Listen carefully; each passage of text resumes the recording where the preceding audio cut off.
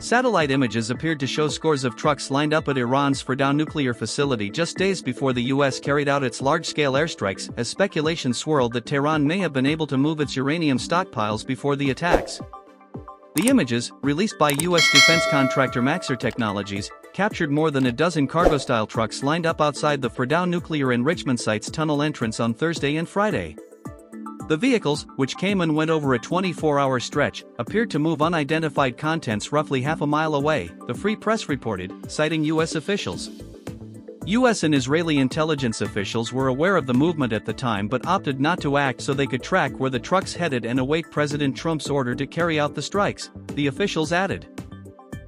Trump gave the green light to launch 75 precision-guided munitions, including bunker-buster bombs and more than 24 Tomahawk missiles, against Fordow and 2 other Iranian nuclear sites early Sunday.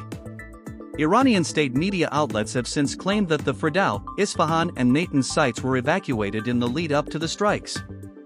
Iran hasn't officially disclosed how much damage was sustained in the attack, but White House Press Secretary Caroline Leavitt insisted Monday the Trump administration was confident that Tehran's nuclear sites were completely and totally obliterated.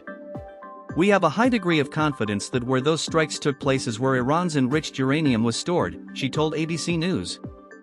"The president wouldn't have launched the strikes if we weren't confident in that. So this operation was a resounding success and administration officials agree with that, as well as Israel," she added. Trump, for his part, hailed the strikes as a bullseye.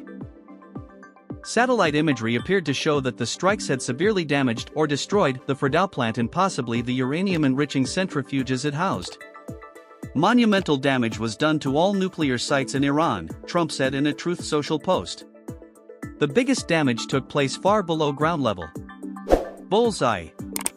Still, U.S. defense officials have said they are working to determine just how much damage the strikes did, as speculation mounted that Iran could have shifted uranium from the underground military complex.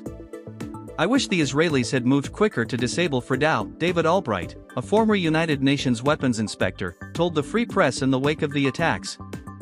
"It's still a mystery exactly what was in those trucks.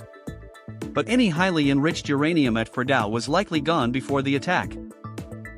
Secretary of State Marco Rubio told NBC's Meet the Press that he doubts Iran was able to move anything prior to the attacks but acknowledged no one will know for sure for days.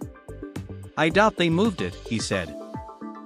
"They can't move anything right now inside of Iran. I mean, the minute a truck starts driving somewhere, the Israelis have seen it, and they've targeted it and taken it out."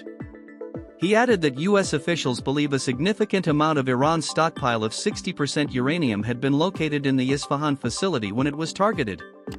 "Our assessment is we have to assume that that's a lot of 60% enriched uranium buried deep under the ground there in Isfahan," he said.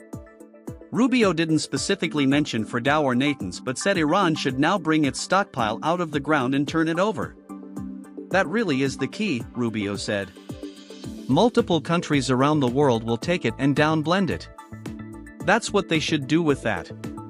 Leavitt, meanwhile, dismissed Iran's threat of retaliation, insisting the US and the world were safer thanks to Trump's attack. "Just to be clear, yes, this strike on Saturday did make our homeland safer because it took away Iran's ability to create a nuclear bomb," she told ABC News. "This is a regime that threatens death to America and death to Israel. And they no longer have the capability to build this nuclear weapon and threaten the world. So not just the United States that's a safer place, but also the entire globe."